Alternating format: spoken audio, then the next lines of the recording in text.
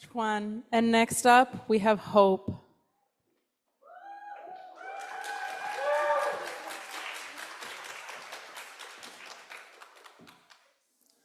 Good afternoon, everyone. My name is Hope Eduan Alica. I'm an immigrant settler from Uganda. I am here to talk about work, a different type of work. So today, I just want to start by asking you, what do you think of when you think of a sex worker? It could be anyone in this room. It could be your friends, it could be your colleagues, it could be a student moonlighting, it could be anyone.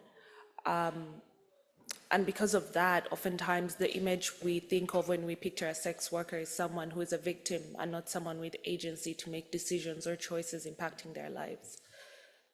My policy brief addresses the need for a collaborative model for protecting the rights and safety of sex workers in Canada. At this time, Canada is relying on the Nordic model of sex work, which means that the regulation of sex work criminalizes those who are buying rather than those who are selling. And this model results in buyers being driven underground, and they are not assessed by sex workers before services are purchased. And this is especially unsafe because most of them are members of visible minority groups, and they're marginalized most of the time. So far, evidence has shown that the Nordic method is not working, and it has been refused by various organizations participating under the Canadian Alliance for Sex Work and Law Reform. So what would a collaborative framework look in Canada? The correct model that I would think would be recommending or following recommendations suggested by sex workers.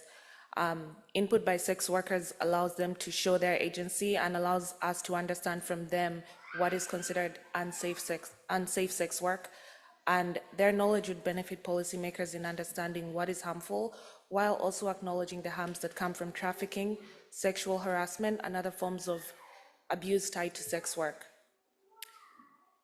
Part of the steps for creating a sex work safe space would be working towards decriminalizing sex work.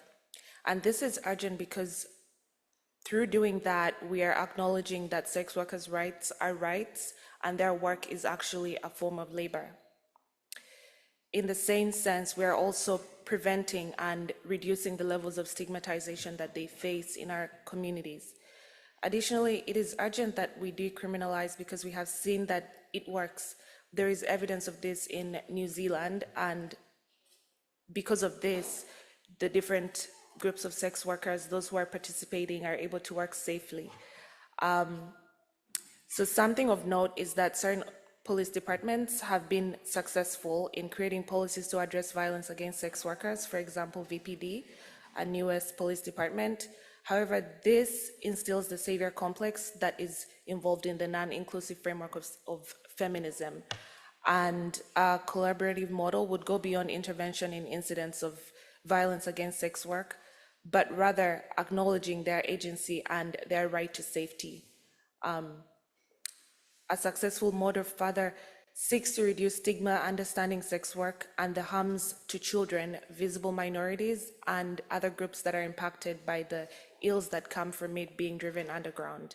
And I think that it's important that as allies, because you're all sitting here listening, so as allies, it's important that we have this information and take it to heart so that we're not stigmatizing people in our communities and we're creating a safe space for them. The policy recommendations I'm making are more so for us to know what is going on and for us to be aware and to make space for them. Thank you for listening. And with that, I just want to conclude by saying sex work is work. Have a good day.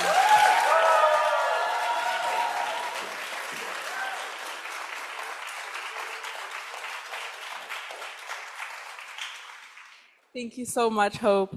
And next